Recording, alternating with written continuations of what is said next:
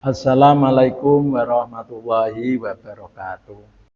Semoga kita semua mendapatkan perlindungan Allah Subhanahu wa taala.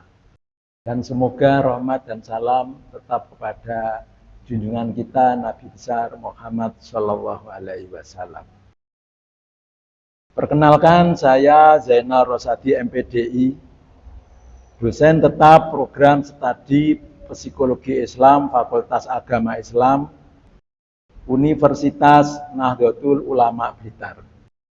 Saat ini saya akan mengikuti proses sertifikasi dosen yang diselenggarakan oleh Kemendikbudristek tahun 2020. Saya akan melakukan penyusunan dokumen pernyataan diri dosen dalam unjuk kerja perguruan tinggi atau PDD UKT PT. Pada kesempatan ini saya akan memaparkan salah satu mata kuliah yang saya ampu, yaitu Islam Nusantara. Saya mengajar mata kuliah Islam Nusantara pada semester genap 2024-2025. Mata kuliah ini merupakan mata kuliah wajib dengan bobot 2 SKS. Adapun deskripsi mata kuliah Islam Nusantara yaitu membahas tentang pemahaman dan pengetahuan umum mahasiswa tentang agama Islam, Islam Nusantara, serta isu-isu dan masalah yang dihadapi. Adapun materi yang akan dibahas dalam Islam Nusantara meliputi ruang lingkup atau kajian atau dakwah penyebaran, konsep kajian, akulturasi budaya, gerakan pribumisasi, tokoh dan pemikirannya, aspek tasawuf, perspektif filsafat, dan politik.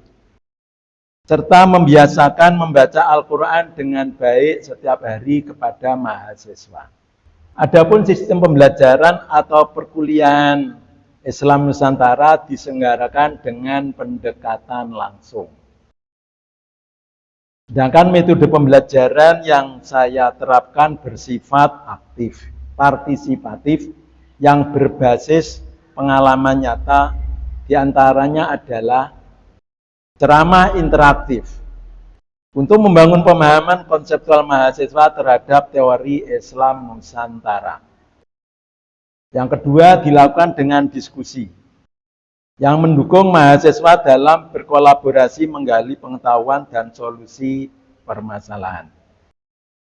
Yang ketiga, proyek basic learning yang mendorong mahasiswa untuk dapat mengerjakan proyek nyata seperti melakukan praktek amaliyah nilai-nilai Islam, budaya, dan adat istiadat. Untuk capaian pembelajaran yang akan diperoleh mahasiswa mampu memahami, mengamalkan, dan mengembangkan Islam yang ramah, santun, menghargai, melestarikan, dan mengembangkan budaya lokal yang tidak bertentangan dengan syariat atau Islam rahmatan lil alamin dalam konteks Indonesia.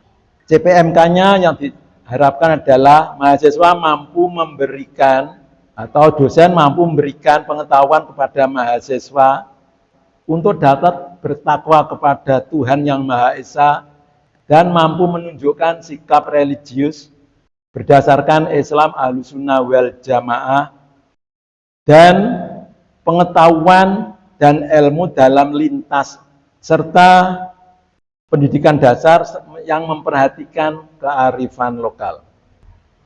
Untuk media pembelajaran pada mata kuliah Islam Nusantara meliputi RPS, PowerPoint, studi kasus, dan artikel ilmiah. Adapun materi pembelajaran pada mata kuliah Islam Nusantara meliputi yaitu ada 16 pertemuan. Yang pertama meliputi kontrak kuliah yang memberikan dasar-dasar pengertian dan sejarah historis munculnya Islam Nusantara. Sedangkan pertemuan kedua meliputi ruang lingkup pembahasan Islam Nusantara. Sedangkan yang ketiga membahas tentang teori masuknya Islam ke Nusantara. Sedangkan pertemuan keempat yaitu membahas tentang peran Wali Songo dalam penyebaran agama Islam di Indonesia. Pertemuan 5 yaitu akulturasi, asimilasi, budaya, dan Islam Nusantara dalam bidang sosial. Sedangkan pertemuan ke-6 membahas akulturasi, budaya, dan nilai-nilai Islam Nusantara dalam bidang kesenian dan arsitektur. Sedangkan pertemuan ke-7 adalah biografi ulama Nusantara. Pertemuan ke-8 UTS. Sedangkan pertemuan ke-9 kita membahas tentang berdirinya Kerajaan Demak dan upaya-upaya pribumisasi Islam pada masa Kerajaan Demak. Pertemuan ke-10 yaitu berdirinya Kerajaan Mataram Islam dan gerakan pribumisasi Islam semasa Kerajaan Mataram Islam. Sedangkan yang selanjutnya ada 2 pertemuan yaitu membahas tentang biografi, karya dan pemikiran ulama-ulama terdahulu. Karena ada 6 tokoh, maka kita mengadakan 2 pertemuan. Selanjutnya adalah pertemuan selanjutnya adalah membahas tentang tasawuf Islam Nusantara. Sedangkan pertemuan berikutnya adalah Islam Nusantara dalam perspektif filsafat. Sedangkan yang pertemuan terakhir atau ke-15 adalah dinamika politik dan Islam Nusantara. Maksudnya ini kajian Islam Nusantara dalam perspektif politik. Baru yang terakhir adalah UAS. Adapun penilaian mata kuliah Islam Nusantara meliputi 6 komponen, yaitu keaktifan di kelas atau absensi bernilai 20%. Terus tugas kelompok atau penugasan bernilai 15%. Untuk kuis 10%. Untuk presentasi proyek 15%. UTS bernilai 20%. UAS 20%. Adapun penilaian mata kuliah Islam Nusantara dilakukan secara objektif berdasarkan indikator ketepatan dan penguasaan materi, partisipasi aktif, serta kemampuan analisis terhadap studi kasus. Baik, untuk tahapan berikutnya mari kita simak video pembelajaran mata kuliah Islam Nusantara. Assalamualaikum warahmatullahi wabarakatuh. Waalaikumsalam warahmatullahi wabarakatuh. Bagaimana kabarnya anak-anak mahasiswa? Alhamdulillah juga keadaan saya. Kali ini mari kita buka pertemuan perkuliahan pada kali ini dengan baca basmalah bersama-sama. Bismillahirrahmanirrahim. Adapun materi pertemuan perkuliahan pada kali ini kita membahas Islam Nusantara dalam perspektif filsafat atau dari sudut filsafat. Karena filsafat merupakan ilmu yang sangat penting, maka kajian ini diterapkan pada semua ilmu pengetahuan. Terus itu, adapun pokok pembahasan dari ilmu filsafat itu ada 3, mohon digeser. Yang pertama fokusnya di ontologi, yang kedua di epistemologi, yang ketiga adalah di aksiologi. Adapun bahasan dari ontologi itu, kita kata sederhananya apa? Ruang lingkup Islam Nusantara itu apa? Objeknya apa? Wujud Islam Nusantara itu apa? Itu adalah kajian ontologi. Sedangkan epistemologi itu adalah kajian keilmuan, di mana yang dibahas dalam epistemologi itu adalah metode dalam pembahasan Islam Nusantara pakai metode apa. Terus kajian Islam Nusantara itu fokusnya pada apa, pakai strategi apa. Sedangkan yang ketiga adalah aksiologi, yaitu meliputi manfaat, tujuan, dan dampak, serta keberlangsungan Islam Nusantara. Ini adalah fokus yang akan kita bahas kali ini. Adapun sebelumnya, mari kita bahas untuk bab pertama, yaitu ontologi. Mohon berikutnya, slide berikutnya. Nah, dalam tinjauan ontologi, monggo geser ke bawah, yang kita bahas adalah definisi atau pengertian Islam Nusantara. Di sini ada Islam Nusantara menurut Afifuddin Muhajir, Jainul Milal Biljawi. Terus keunikan dari Islam Nusantara kita bahas, karena Islam Nusantara itu adalah hasil kajian dan pengamatan terhadap kenyataan di Nusantara. Mohon dibaca sebentar.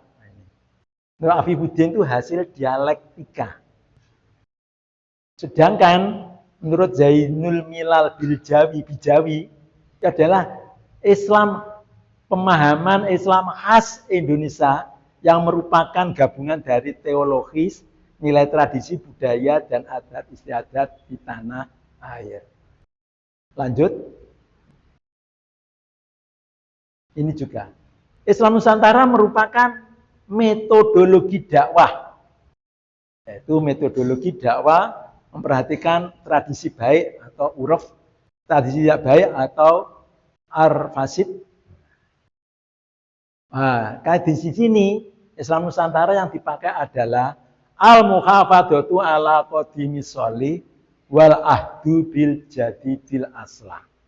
Yaitu mempertahankan nilai-nilai lama yang masih baik dan mengambil nilai baru yang lebih baik.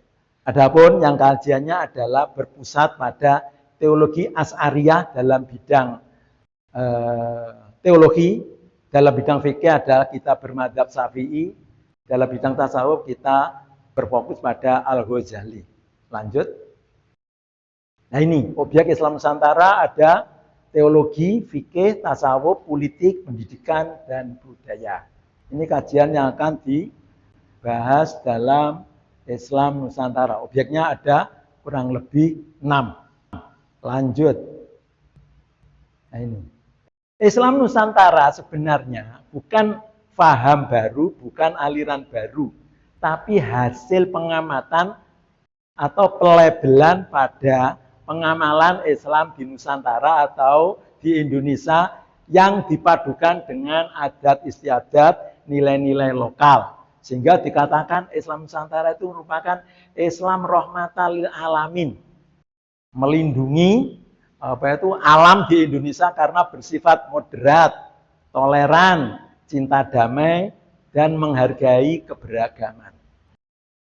Terus Islam Nusantara membentuk kita Islam yang ramah, terbuka, inklusif, serta mampu memberikan solusi atas permasalahan yang dihadapi oleh bangsa dan negara. Karena kita bersifat toleransi tadi itu. Sangat bisa bekerja sama. Hasil dialog damai dengan budaya lokal melalui pendekatan sufistik dalam menyebarkan Islam. Jadi di Nusantara itu memang Islam sufistik sangat pesat berkembang. Karena apa? Budaya-budaya dan adat istiadat itu diadai atau diwadahi, diamalkan dalam tasawuf. Sehingga di tanah air banyak sekali aliran-aliran tasawuf. Sehingga merupakan kompromi yang damai antara tasawuf, adat, dan nilai-nilai Islam. Terus, basic ontologi adalah bersumber pada Al-Quran, Sunnah, kesepakatan ulama, mukasyafah, dan petuah ulama, serta realitas dan adat istiadat dan tradisi. Ini kita padukan. Tidak hanya dalil akli, tapi juga dalil nakli kita padukan. Lanjut. Nilai yang dikembangkan dalam Islam Nusantara diharapkan ada nilai hikmah dan perdamaian. Hikmah itu bijaksana.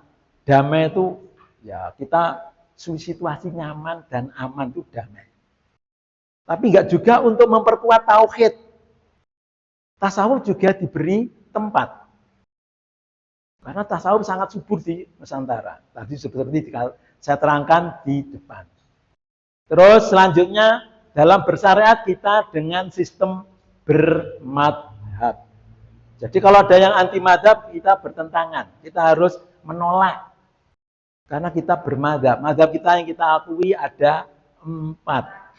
Syafi'i, Hambali, Hanafi, Maliki. Dalam Islam Nusantara juga kita mengembangkan nilai keseimbangan. Dalam bahasa Arabnya adalah tawazun. Terus tidak mengabaikan tradisi, tasamuh atau toleran. Terus juga memperhatikan kemaslahatan atau kebaikan. Terus pertimbangan atas lokalitas.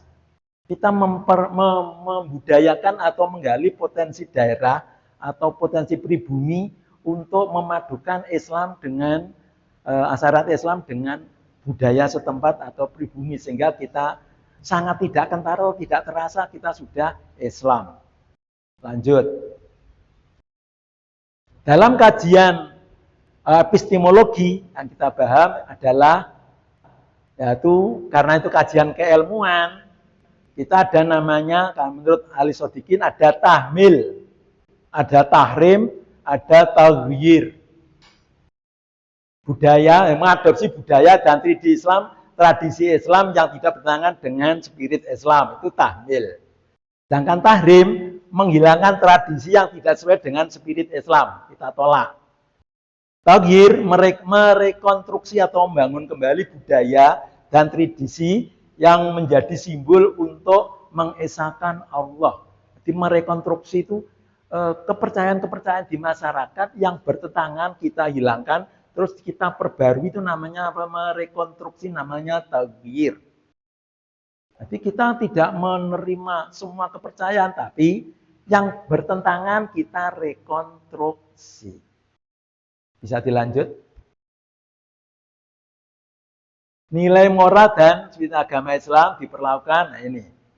Bukti pendekatan tasawuf oleh Wali Songo, adanya serat, adanya suluk-suluk, adanya ritual-ritual yang lain.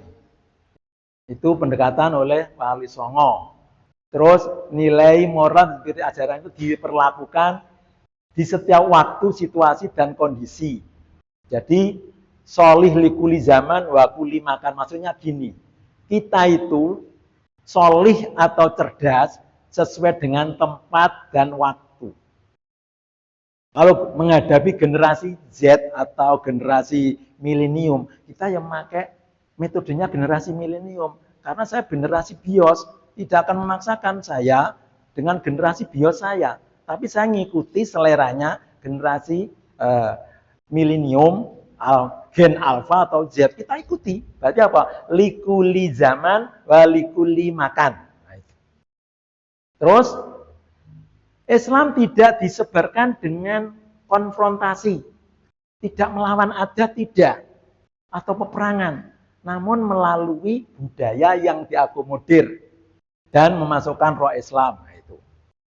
Bisa dilanjut. Yang maka harus dihilangkan kalau itu bertentangan dengan nilai-nilai Islam. Tadi taghyir itu. Lanjut. Nah, ekspresi keislaman masyarakat Indonesia memiliki arti masing-masing, namun dalam tataran pokok Islaman, padahalnya adalah sama universal. Oh iya, maksudnya gini, dalam memahami ajaran Islam, setiap orang punya hak untuk mengembangkan atau setiap orang punya hak untuk kreasi, meritualkan asalkan tidak bertentangan dengan syariat Islam. Misalnya zikir, ini zikir dilakukan boleh, tidak dilakukan nggak apa-apa. Ini sholawat dilakukan dengan gaya-gaya, maaf, gending Jawa boleh, gending lagu pop Indonesia boleh, kalau pop koplo asalkan sepakat boleh, tapi kalau nggak sepakat jadi fitnah. Jadi maksudnya ada namanya hakikat itu satu tujuannya, mendekatkan Allah. Tetapi caranya bisa pakai lagu, bisa pakai tari, bisa pakai gerakan, bisa pakai hening atau wening. Itu dalam Islam Nusantara sangat dilindungi. Lanjut. Dalam kajian aksiologi atau manfaat, monggo apa manfaatnya Islam Nusantara? Dampaknya apa? Terus keberlangsungannya Islam Nusantara itu apa? Itu. Monggo dilanjut. Ini.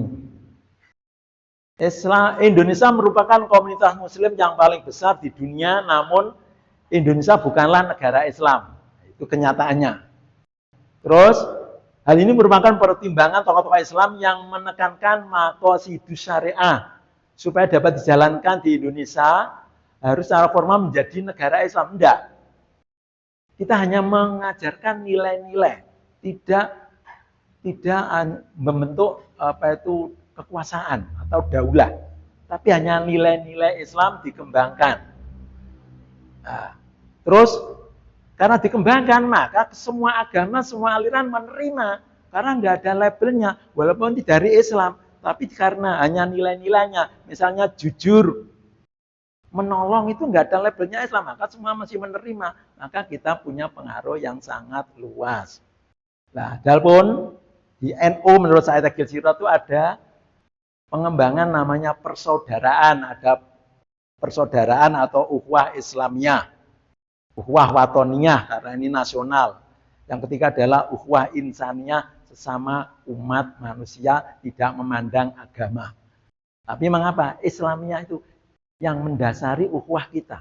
Dengan nilai-nilai Islam itu kita bisa berukhuwah dengan satu bangsa Indonesia mulai Sabang sampai Merauke, apapun agama dan suku bangsa, karena apa? Kita hanya mengembangkan nilai-nilai Islam.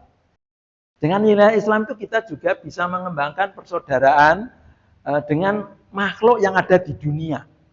Jadi kita kembangkan diterima karena apa? Tidak ada label Islam, tapi nilai-nilainya bisa diterima oleh manusia. Lanjut.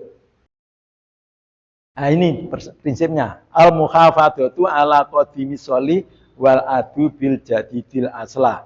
Ini adalah slogan yang dikembangkan oleh NU. Makanya NU fleksibel dalam pengembangannya. Menghadapi perubahan, menghadapi paham-paham baru, selama itu lebih baik kita ambil. Tapi kalau dia jelek, kita tolak.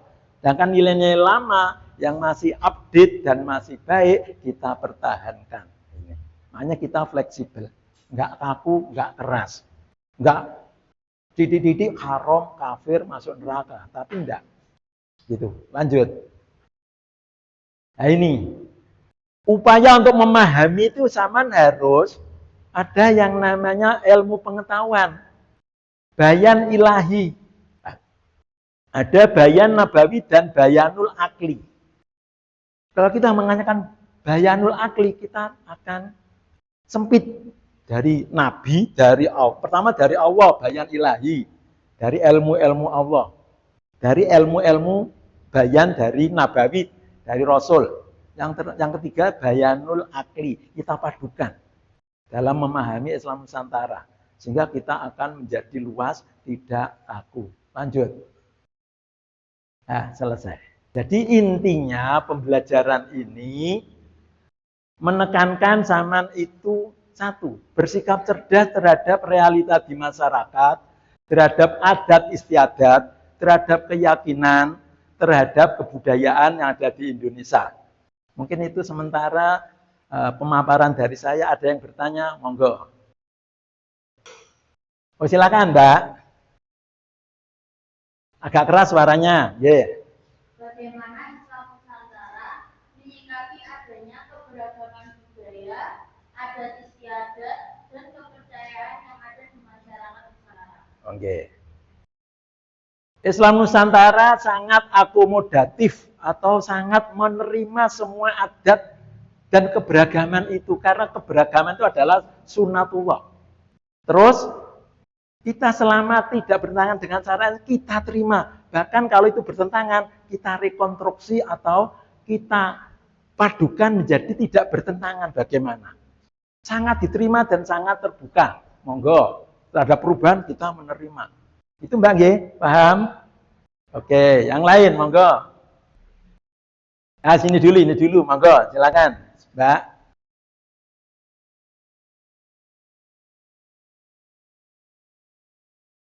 Apa capaian terakhir yang diharapkan dari pendidikan Islam Nusantara atau materi yang Bapak sampaikan bagi mahasiswa? Jadi pencapaian Islam Nusantara bagi mahasiswa itu diharapkan satu, mahasiswa itu dalam memahami Islam itu satu, bersikap luas dengan sifat yang pertama, santun, tidak mudah menyalahkan orang lain, santun, ramah, tasamuh, tawasud itu bersikap tengah-tengah, tidak lemah, tidak kereng, adil, berseimbangan, terus tawazun, cerdas. Kita mengkaji terus kita punya misi amar ma'ruf nahi mungkar diterapkan di kehidupan masyarakat. Jadi tidak kaku. Itu harapannya mahasiswa di masyarakat nanti bisa berbaur dengan masyarakat, bisa mengadakan asimilasi, akulturasi dengan sikap-sikap yang saya sebutkan tadi. Itu Mbak. Yang lain monggo. Monggo Mbak, lanjut agak keras. Yeah. Mengapa penting adanya kajian untuk semua ilmu pengetahuan dalam perspektif filsafat? Oke. Tadi dikatakan mengapa harus penting. Nah gini, filsafat itu mother of science. Jadi ibunya pengetahuan. Jadi karena ibu semua harus kembali pada filsafat. Karena filsafat itu satu.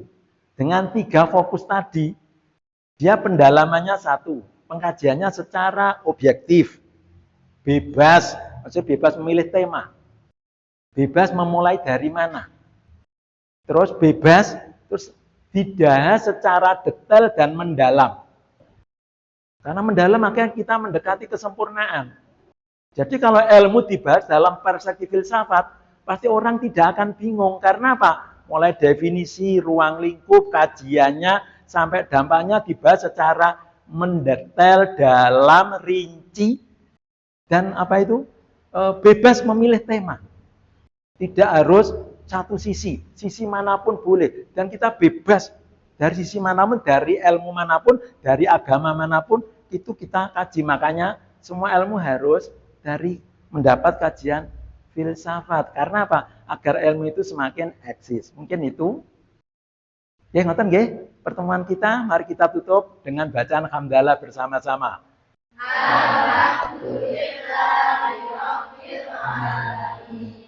Semoga pertemuan kali ini bisa membawa ilmu yang berkah dan bermanfaat. Akhirul kalam. Wassalamualaikum warahmatullahi wabarakatuh.